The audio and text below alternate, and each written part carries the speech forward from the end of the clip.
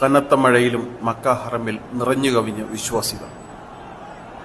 റമദാൻ അവസാന പത്തിലേക്ക് കടന്നതോടെ കൂടുതൽ ഭക്തിസാന്ദ്രം.